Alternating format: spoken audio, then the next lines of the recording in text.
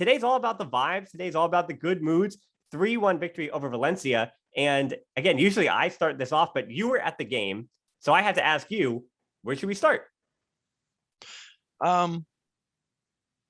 Let's start by the fact that we did not suck for the first match in since Levante.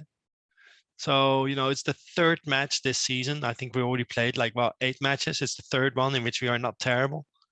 So I think that was pretty good. What I think was interesting is that we controlled the match, and even though we did not create a lot of scoring opportunities, we always gave the impression that we were about to create something. So that's not half bad. And most of the match, we were clearly the better team. The concern is those couple of moments where Valencia still caught us off guard, and it could have easily gone the other way. Yeah, I mean, I would say for most of that match that not terrible. I'll actually push that. I'll push that line and say not only was Barca not terrible, but they were actually good. I thought they were good for large stretches of that match. And when they weren't good, as opposed to just feeling like something is amiss or something is wrong, the way the system, which we're going to talk about a lot today, Ansu Fati, we're going to talk about even Aguero at the end. So we'll hit all the points of the match. But I thought that the times when they were poor yesterday, which was about 12 to 13 minutes of a 90 minutes, I can actually pinpoint why that was. We can actually diagnose and discuss the issues as to why Valencia or how Valencia took back momentum in that match. And it wasn't so much as they were just that being Barca were just disorganized or something was going wrong. So let's start talking, I think, with Ansu Fati, because I mean, being there, I think it was different than just watching it from home. I think the things that he does on paper, as we've said about him just being a very, very good player, a winger, I was a bit surprised to see him start. But, seeing the feeling that you kind of got, and I know it's not a full crowd at the Camp Nou. It was, 47,000 yesterday, the first chance of full capacity. But I know that, in front of the home crowd, I think Koeman took the calculation that while Dinamo Kiev on Wednesday feels more must-win because of the Champions League situation, and El Clasico is always a game that, emotionally matters to everybody, and you want to get some kind of result there, I think Koeman looked at this Valencia match and said, hey, if Ansu Fati is not fit to start all 3 of them, then I want to actually start him against Valencia and hope that the team plays well and they create almost some pseudo post-international break identity, and that's the team that I can bring to Dinamo Kiev, and that's the team I can bring to Real Madrid, regardless of whether or not Ansu Fati is starting all 3 of those matches. So I was surprised. You have to set the tone, right? Right. I think he chose to set this tone instead of saying, I need Ansu to start against Dinamo Kiev because it's a more important match. I mean, Ansu might start all 3, but I'm assuming he doesn't just because of his time off. Well, I mean, here's also because that's also why he subbed him out after 58 minutes. Yeah. And I think that was a very conscious decision as well. And I think that he would have subbed him out regardless, whether we were winning, drawing, or losing. So that is part of not just his Ansu Fati's recovery, because I think he's recovered, but also the fact that we have 3 very intense matches within 8 days, right? So I think part of the plan was always to sub him off after 1 hour, and then against Kiev, maybe he'll sub him off depending on how the match goes. So if we're up and it looks like we're comfortable, then again he might not play the full 90 minutes in order to make sure that he's ready for Madrid. Yeah, yep, I agree. So, and I think one of the big reasons too with Ansu Fati against Valencia, one of the reasons that I think Barca, not only did they go down early, sure, that was a bummer, but the reason that goal happened in 13 minutes is because Ansu Fati is the best player on the field. And I don't want to understate it or undersell the fact that Barcelona move the ball so much better when he's there, because I think the big through line, the big thesis of this is that it even doesn't come down to individuals or system, but having Ansu Fati on the field means that your left wing and in part up top, the center of the field, along with Memphis Depay, those are dangerous places. Those are dangerous areas that Valencia have got to consider.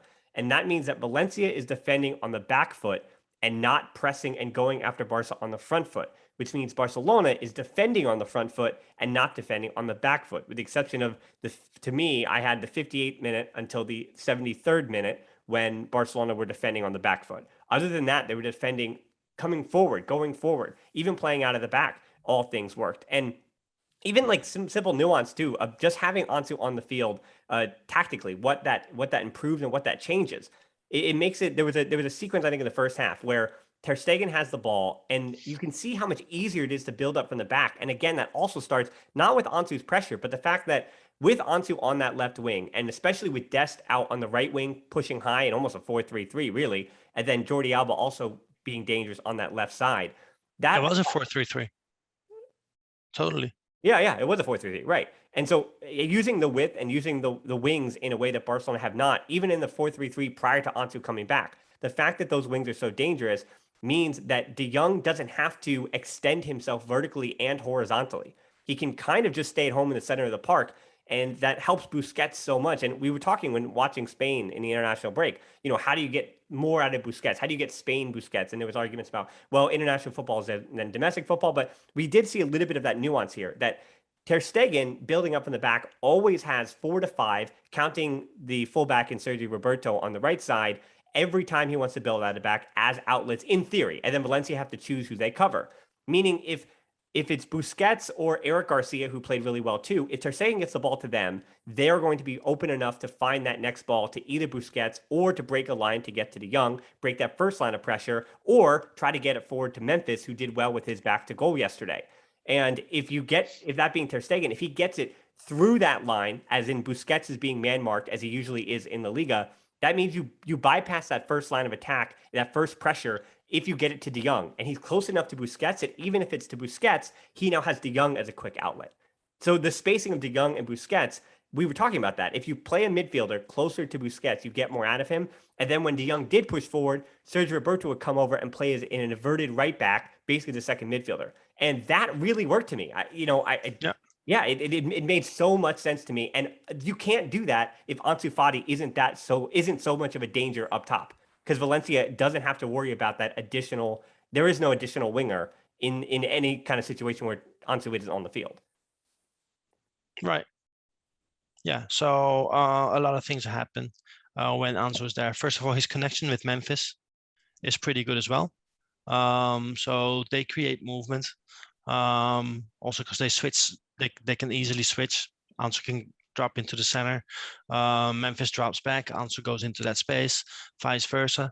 So that creates a lot of movement and dynamism, dynamic situations that Valencia then has to account for, right? But another difference was that Jordi Alba was back, and he is so hated that he's underrated, because we hate him for the things that sometimes he does very poorly, especially because that happened on high profile in high profile matches, that we don't properly rate everything that he does well. So I thought that not only did Ansu have a good connection with Memphis, he also had a pretty good understanding with Jordi Alba, because he always created that space for Jordi Alba to run into as well. And just the fact that we have somebody on the pitch who everybody knows can score a goal with even half a chance.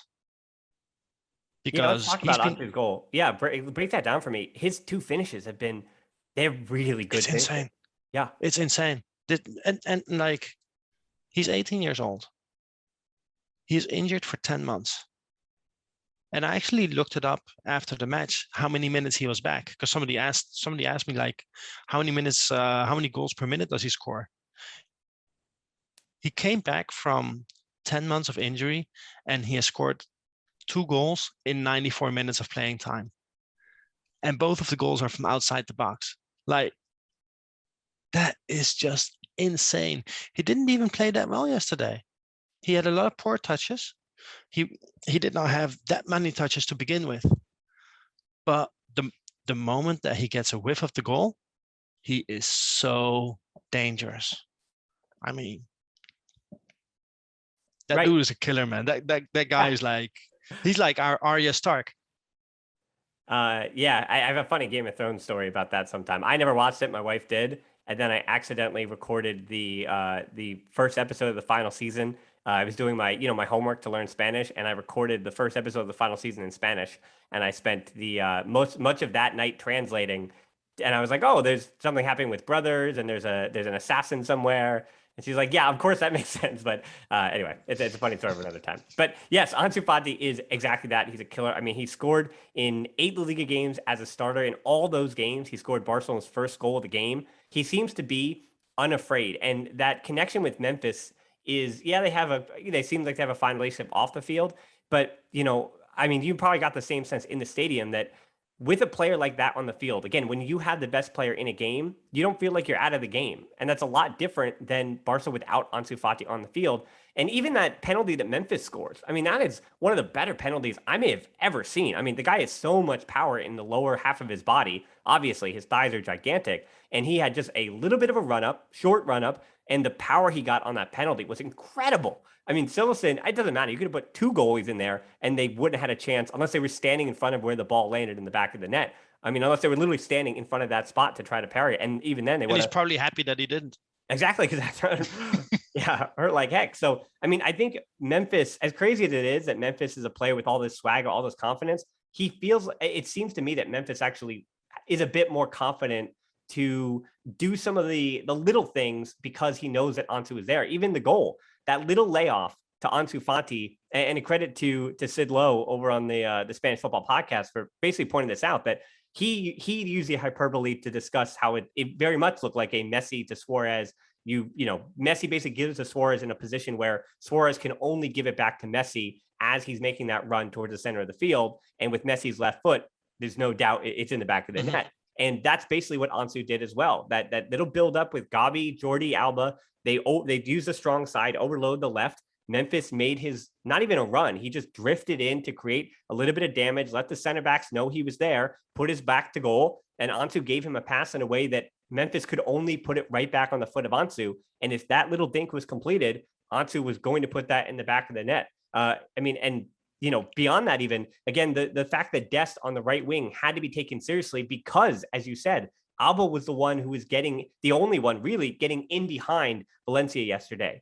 And so Dest wound up being more dangerous for some kind of cross from Alba. And it's simple math here that over the course of a career, sure, maybe Dest will get better, but Alba is a better crosser than Dest. And it's a novel concept, but you're absolutely right that the return of Alba just makes Barcelona better on balls into the box because he's, just better at crossing the ball than Dest is, from left or right side.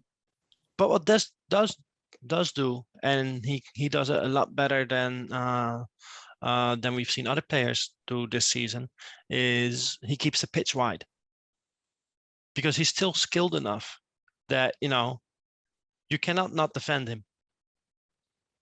Because he's not gonna, like, if you do not defend him on that flank, he's not gonna put in a killer cross, but he's just gonna come closer to the goal,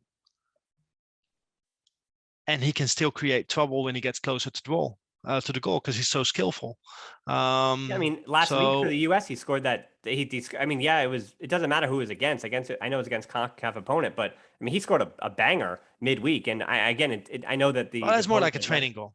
Well, yeah, I know that the opponent does matter, but he has scored 3 goals in the last 2 years. It's not like he's not gonna be a danger in front of net, And I mean, he scored 2 against Dinamo Kiev. So again, I'm not saying that you need him to take over and score against Real Madrid. I'm saying that Dest can be a danger in the box if you don't guard him.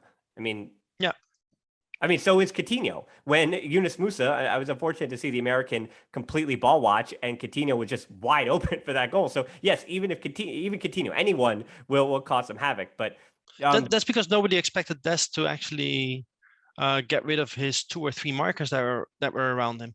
Mm-hmm. So a lot of credit needs to go to Dest as well. But I thought he was good. I know it came out on Twitter or something that I wouldn't say he wouldn't play well, but I mean, Levon, you've been hosting now for me with a few months, and I mean, have I ever not given Dest a compliment when he deserves it? It's actually where one of my bias shows brightest. No, he's been good this season so far. Like, it actually seems as if he's improving when we compare him to last season, right? Because Last season, he had a lot of matches in which he was not very good.